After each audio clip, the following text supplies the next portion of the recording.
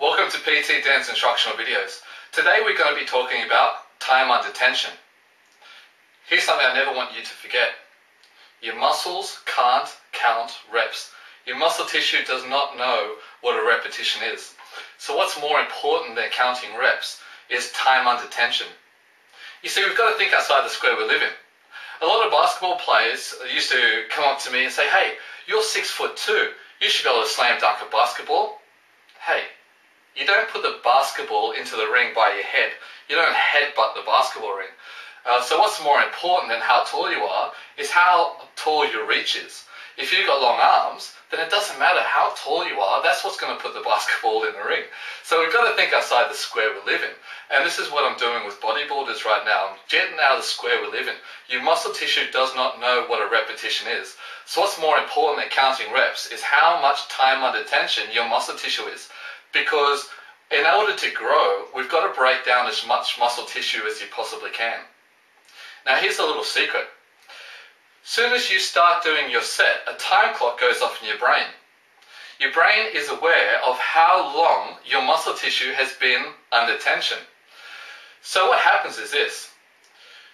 As soon as you get around the 40-second mark, so if we started exercise at the 12, as soon as we get to the 8, which is 40 seconds, your body starts to think to itself, hey, you've broken down a massive amount of muscle tissue, so we better secrete a massive amount of testosterone, growth hormone, IGF-1 hormone, etc.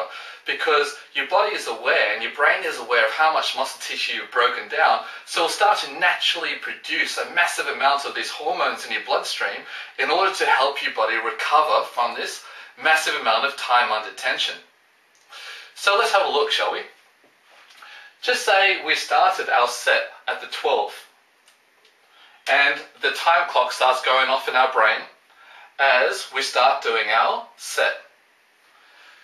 5 seconds, 10 seconds, 15, 20, 25, 30, 35, 40. As soon as you hit that 40-second mark, so now our set is still going, nice, slow, controlled reps, we've hit the 40-second mark, that's enough time under tension for your brain to naturally secrete these hormones.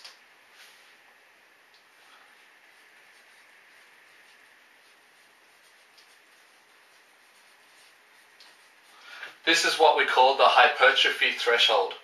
Because if you can reach failure, so if you can take your set and squeeze at the top and just get to failure anywhere after the 40-second mark, your brain will naturally secrete a massive amount of hormones in order to grow. So your ultimate goal, if you want to get bigger, is to get to failure somewhere between the 40-second mark and the 70-second mark. So this is where you'd grow.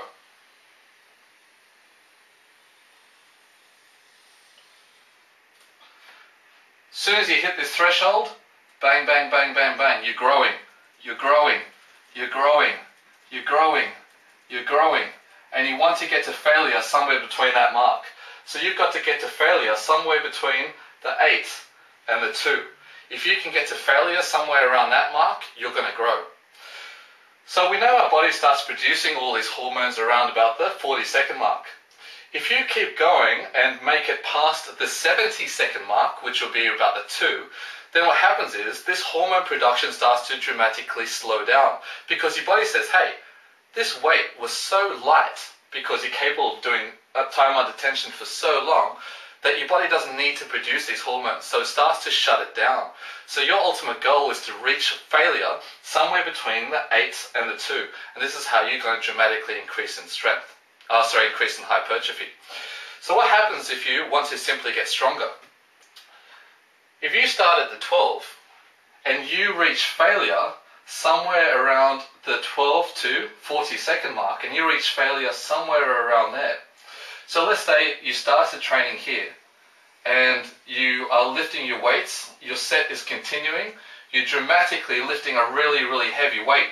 And because you're lifting a heavy weight, you reach about this point here, or any time before the hypertrophy threshold. That means that weight must have been so heavy that you aren't capable of spending enough time under tension to reach the hypertrophy threshold. If you're not capable of reaching the hypertrophy threshold, then because you're lifting such a heavy weight, your body will adapt to its environment and will dramatically get stronger. But you're not really going to get bigger because your body hasn't reached that threshold to be able to produce all these excess hormones in your body.